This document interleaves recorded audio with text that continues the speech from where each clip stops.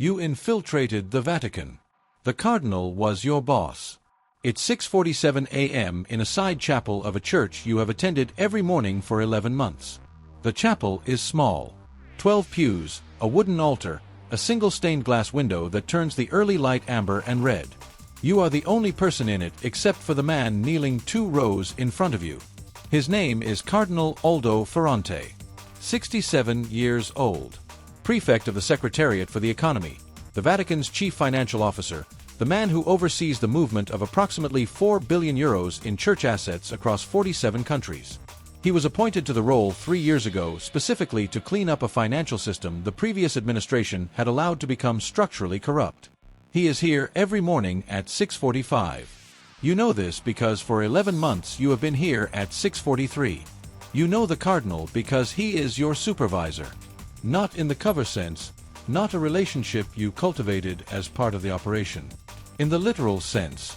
8 months ago, Ferrante reviewed your credentials, conducted a personal interview, and hired you as a senior financial analyst in the Secretariat's Internal Audit Division. He shook your hand and said he was glad to have someone with your background because the work ahead required people who understood that the difference between accounting and accountability was not just a letter. You reported that sentence to your handler the next morning. Your handler said, "That's either a very honest man or a very good one." You have spent 8 months trying to determine which. The Cardinal finishes his prayer. He sits back in the pew. He does not turn around. He says, in Italian, at a volume calibrated for the acoustics of a small chapel, "I know why you are here. Not this morning." Here. The amber light moves across the altar. You say, "Eminence." He says, "Don't. Not this morning." He turns. His face in the chapel light is the face of a man who slept badly and has been awake since before you arrived thinking about exactly this conversation. He says, "I've known for 4 months. I want you to know that I considered my options for 4 months and I am here this morning because I have decided what I want to do about it." You say, "What have you decided?" He says, "To tell you everything." He folds his hands. He says, "But first I want to pray. And I want you to stay." You stay. 19 months before the chapel. You are 43 years old.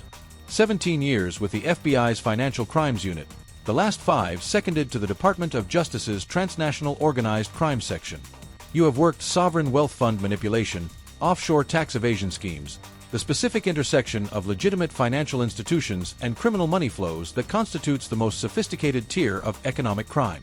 You understand money the way a doctor understands pathology, not just how it works when it is healthy, but the specific signatures of dysfunction, the patterns that distinguish organic complexity from manufactured obscurity. The Vatican investigation begins with a property, a building on Sloane Avenue in London. A luxury residential development purchased in 2013 through a Luxembourg holding company for 220 million euros, financed partly through funds from the Vatican Secretariat of State, partly through an investment vehicle connected to an Italian financial broker named Raffaele Mincian. The property lost value. A second broker, Gianluigi Torzi, was brought in to manage the exit. Torzi structured the exit in a way that transferred effective control of the building to himself in exchange for a fee that Italian prosecutors described as extortion. The Vatican's own internal financial watchdog, the AIF, referred the matter to Italian prosecutors in 2019. The Italian prosecutors opened a case. The case has been moving through the Italian judicial system at the pace of the Italian judicial system, which is thorough and geological. What the Italian prosecutors do not have, what the FBI's Financial Crimes Unit has been asked to develop in support of the International Asset Recovery Component, is a complete picture of the internal authorization chain. Who approved the original investment? Who authorized the Torzi arrangement? Who knew what and when and chose not to stop it? Your section chief, a career DOJ attorney named Harlan, puts the case on your desk. He says, the Vatican's financial reform process created something that didn't exist before. A genuine internal audit function with real authority and real access. The Secretariat for the Economy has staff who see everything. The original transactions, the authorization chains, the internal communications that the Italian prosecutors can't subpoena because they're protected by Holy See sovereignty. He says, we need someone inside that audit function. You say, the Vatican hires its own auditors. He says, The Vatican hires auditors from international accounting firms on consulting engagements. We have worked with one such firm to create a position. Your cover is a senior financial analyst from a firm with a legitimate consulting relationship with the Secretariat, assigned to the internal audit function for a specific 18-month engagement. You say, who inside the Vatican is aware of the operation? Harlan says, no one. The operation is conducted without the knowledge or consent of any Vatican official. You say, including the Cardinal who runs the Secretariat. Harlan says, especially him. Ferrante is either a genuine reformer or a sophisticated actor managing the reform narrative to control what surfaces. We don't know which. The operation exists to find out. You look at the file on your desk. You say, we're infiltrating the Vatican's Financial Reform Office to determine whether the man running the financial reform is genuine. Harlan says, that's correct. You say, if he's genuine, we're investigating an innocent man. Harlan says, if he's genuine, the investigation will confirm it and he'll never know it happened. That sentence will spend 19 months being wrong. Who you become. Your cover name is Marco Cavalli, 44 years old. Senior financial analyst at a Zurich-based firm with a genuine consulting relationship with the Vatican Secretariat, a relationship that predates your insertion by 8 years and that the firm's partners have agreed to extend to include your placement in exchange for considerations that are sealed under a cooperation agreement. Marco Cavalli speaks Italian as a native. You do. Your mother is from Turin. You spent 6 years of your childhood in Milan, and has the specific professional profile of someone who has spent 2 decades in institutional finance at the level where the money is large enough to require discretion and the clients are significant enough to require judgment. He is not flashy. He is precise. He is the kind of person that organizations with complicated financial histories hire when they need someone who will find the problems and handle them with minimum institutional disruption. The cover is close to true. That is the thing about the best covers. Your handler is an FBI legal attaché named Bruni, based in Rome.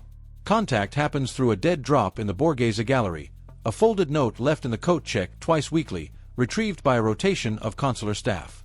Intelligence goes out the same channel in the opposite direction. The method was chosen specifically because the Vatican's own security service, the Gendarmerie Corps, maintains surveillance awareness of known law enforcement dead drop locations in Rome, and the Borghese Gallery's coat check has never appeared on any list. Bruni's instruction before insertion. You will be working inside an institution that has operated for 2,000 years by managing the gap between what it says and what it does. The people you encounter will be, in many cases, people who have spent their entire professional lives in that gap. They are not cynics. They are practitioners of institutional complexity. The distinction matters because cynics are predictable and practitioners are not. You arrive in Rome on a Tuesday in January. The Vatican is smaller than you expect and more complete. It is a city and a state and an institution and a belief system simultaneously, and the financial operation you are here to document exists inside all 4 of those things at once, which means that every number you look at has a context that no number in any corporate balance sheet has ever had. You find this unexpectedly clarifying. What 4 billion euros looks like from the inside. The Secretariat for the Economy occupies a building inside the Vatican walls that was renovated in 2015 when the Reform Office was established. It has the specific aesthetic of institutional seriousness, plain walls, adequate lighting, furniture that communicates function rather than status. This is deliberate. The previous financial culture of the Holy See was one of ornate opacity. The current one is attempting to signal the opposite.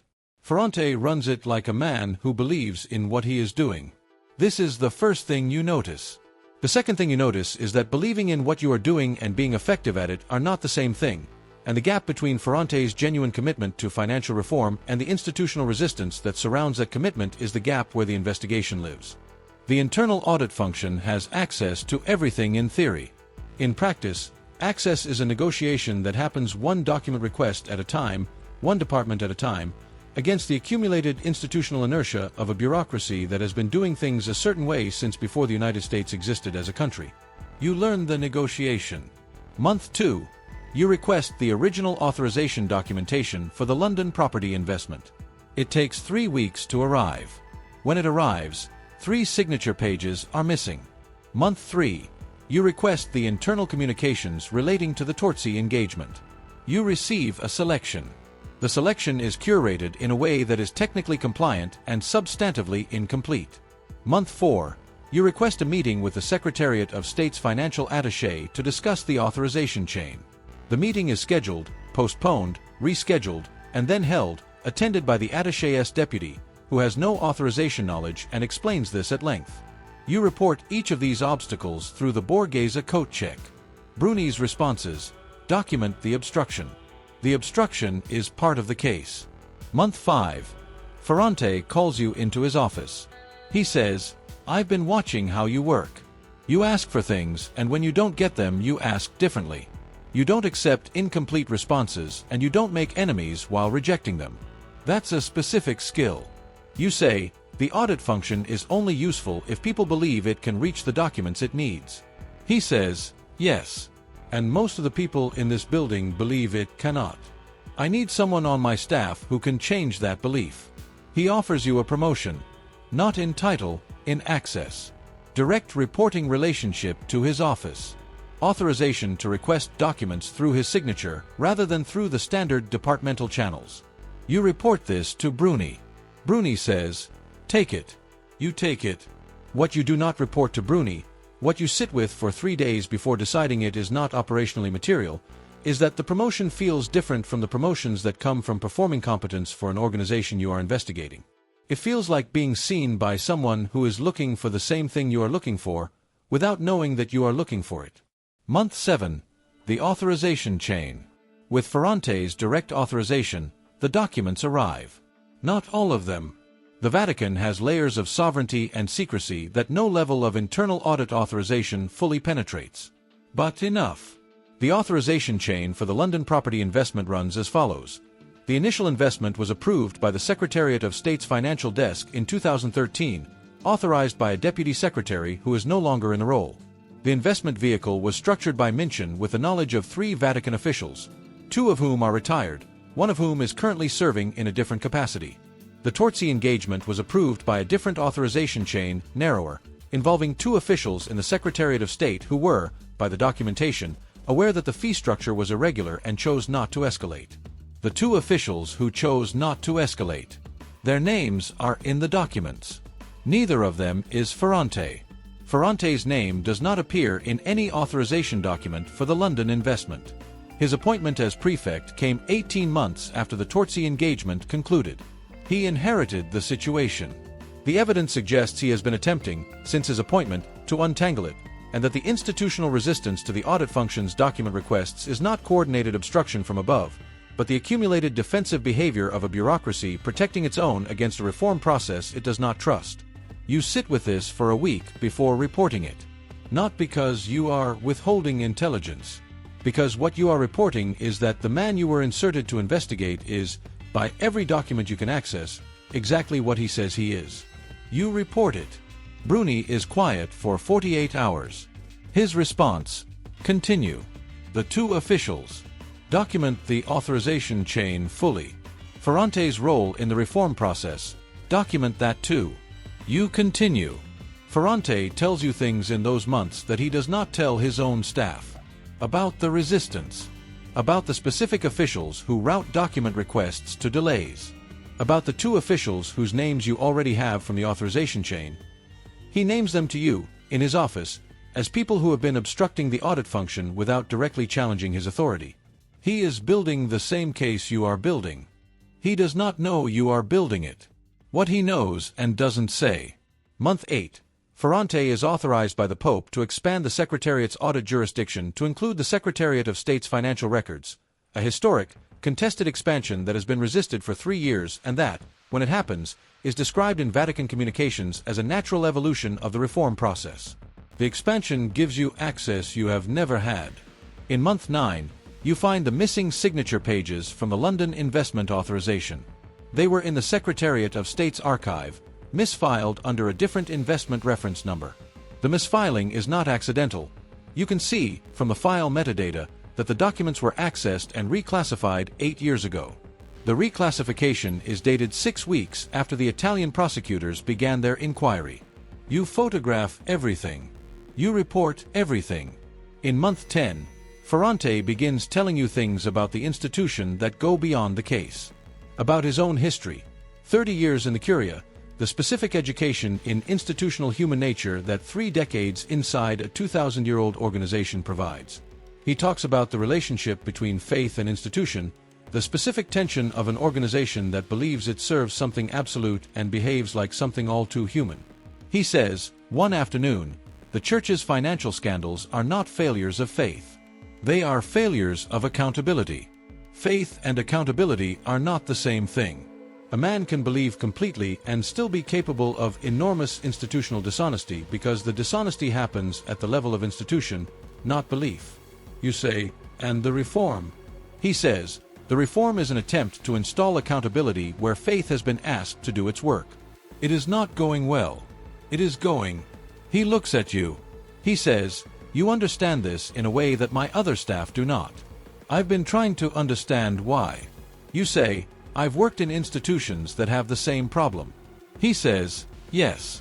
I think you have. He says it without inflection, without accusation. You report the exchange to Bruni. Bruni says, he may be testing you. You say, he may be. Bruni says, continue. In month 11, in the small chapel at 6:47 a.m., Ferrante tells you he has known for 4 months. After the prayer, the Cardinal prays for 6 minutes. You know because you count. Not out of irreverence. Out of the specific habit of someone who has spent 11 months measuring time in this building by the quality of silence. He finishes. He sits back. He turns to face you fully. He says, in month 7, a security officer in the Gendarmerie Corps flagged an anomaly in the coat check records at the Borghese Gallery. Not the content, the pattern.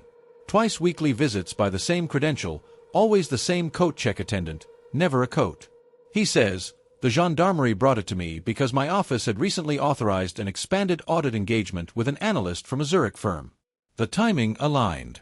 He says, I reviewed your credentials. I contacted the firm in Zurich. The firm confirmed your engagement. And then I contacted a former colleague in the Italian Financial Intelligence Unit who I trust, and I asked him to run your professional history through channels I will not specify. He says, the professional history holds. Marco Cavalli is real in every verifiable dimension. But there is a gap, a 3-year period in your early career where the documentation is thin in a specific way. Not absent. Thin. The way documentation is thin when it has been constructed rather than accumulated.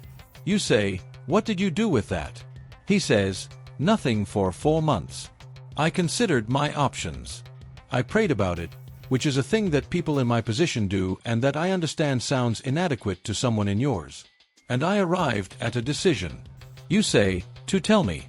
He says, to tell you everything I know. Because what I know is what you came here to find, and I have spent 4 months deciding whether to give it to you or to protect the institution by letting you leave without it. You say, why give it to me? He is quiet for a moment. He says, because the institution I am trying to protect cannot be protected by concealment. Not anymore.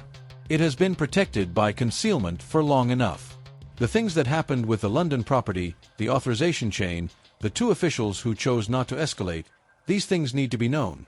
By the Italian prosecutors. By your government. By whoever you actually work for. He looks at you with the specific directness of a man who has made a decision that cost him something and is not asking you to acknowledge the cost. He says, I am going to give you the documents you could not reach through normal channels. The communications between the 2 officials and the brokers. The internal memos that discuss the authorization chain as a risk to be managed rather than a transaction to be corrected. The complete picture.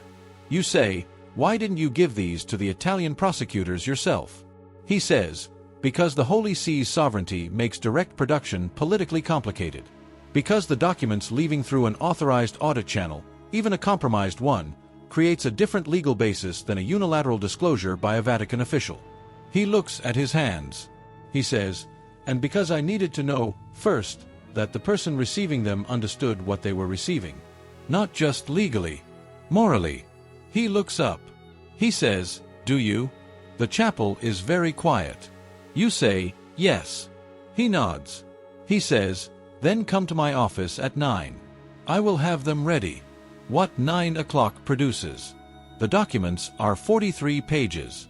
43 pages of internal Vatican communications spanning 2012 to 2019, covering the authorization and management of the London property investment in a level of detail that the Italian prosecutor's case has been missing for 4 years. Internal memos. Email threads between the two officials and the brokers. A memo from 2017, 16 months before Ferrante's appointment, that describes the Torzi fee structure as a problem that needed to be contained rather than corrected, signed by one of the two officials, countersigned by a third whose name has not appeared in any previous document. A third name. You look at it for a long time. Ferrante says, that person is no longer in the Curia. He left 18 months ago for private reasons that were not publicly specified. You say, did you know about him when you took this position? He says, I knew there was a third person. I did not know who. I have been trying to find that document for 3 years. He looks at you. He says, I imagine you understand what it means to spend years looking for something that someone else put out of reach. You photograph the 43 pages with a device you have carried for 11 months that has never been used because the documents you could access through normal channels could be reported through normal channels. You say, what happens to you when this surfaces? He says, that depends on how it surfaces and who decides what it means. I have done nothing wrong. I have, perhaps, done not enough right, not quickly enough. Those are different judgments and different people will make them differently. He says, what happens to you? You say, I leave Rome. He says, and before you leave? You say, I give my handler what you gave me this morning. He nods. He seems to have expected this answer. He seems to have needed it. He says, then go. You go. Bruni receives the photographs at 11:14 a.m. through an emergency channel that bypasses the coat check entirely. The Italian prosecutor's office receives a formal production request from the DOJ's Transnational Organized Crime Section that afternoon, referencing a newly identified documentary basis for the authorization chain. The two officials are named in a supplemental indictment 6 weeks later. The third name surfaces in Italian press coverage before the indictment, which means someone told someone, which means the Vatican is not entirely as opaque as it presents. He is quiet for a moment. He says, because the institution I am trying to protect cannot be protected by concealment. Not anymore. It has been protected by concealment for long enough. The things that happened with the London property, the authorization chain, the two officials who chose not to escalate, these things need to be known. By the Italian prosecutors. By your government. By whoever you actually work for. He looks at you with the specific directness of a man who has made a decision that cost him something and is not asking you to acknowledge the cost. He says, I am going to give you the documents you could not reach through normal channels. The communications between the two officials and the brokers. The internal memos that discuss the authorization chain as a risk to be managed rather than a transaction to be corrected. The complete picture. You say, why didn't you give these to the Italian prosecutors yourself? He says, because the Holy See's sovereignty makes direct production politically complicated.